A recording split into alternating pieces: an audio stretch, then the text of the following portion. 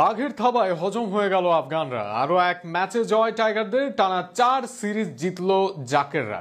শুরুতে শরীফুল, সাইফুদ্দিন, নাসুমদের বল আর ব্যাট হাতে জাকের, শামীমের ক্যামিওতে জয়ের পথে থাকে দল। তবে বিপদের মুখে আরো একবার সোহানের বাজিমাত। শেষ দিকে শরীফুলের ব্যাটেও আসে ঝড়। টাইগারদের দুর্দান্ত জয় নিয়ে বিস্তারিত থাকছে প্রতিবেদন। লক্ষ্যতারার পায়তারায় আরও একবার বাংলাদেশের সিরিজ জয়। এবার বধ হলো আফগানরা। লিটন দাসের অনুপস্থিতিতে জাকের আলী অনিক টানা দ্বিতীয় জয় এনে দিলেন টাইগারদের। তার অধীনে সিরিজ জিতল বাংলাদেশ এই প্রথম। শারজায় দ্বিতীয় টি-20তে আফগানিস্তান এবারও খুব একটা সুবিধা করতে পারেনি বাংলাদেশের বিপক্ষে, যদিও বল হাতে যথারীতি ভয় ছড়িয়েছেন রশিদ মুজিবরা।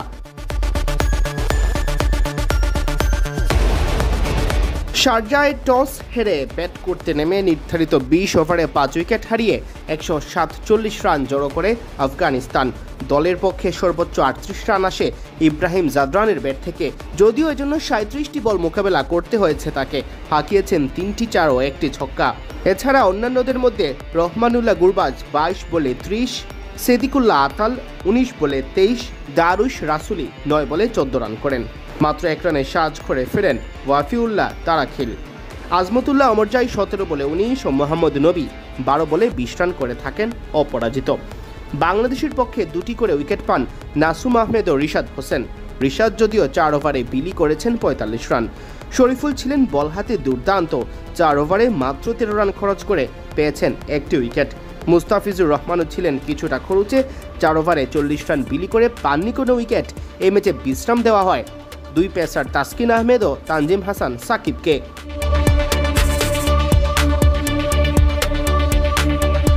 জবাব দিতে নেমে বাংলাদেশ শুরুতেই হারিয়ে ফেলে 2 ওপেনারকে।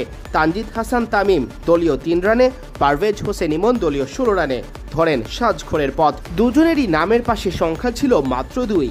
সাইফ হাসান 14 বলে 18 রান করেন 1টি 4 ও 2টি ছক্কায়। তিনি বিদায় নিলে দলের হাল ধরেন অধিনায়ক জাকের আলী অনিক। 25 বলে 32 রান করে তাকেও অবশ্য থামতে হয়। তার আগে হাঁকান 2টি করে 4 ছক্কা।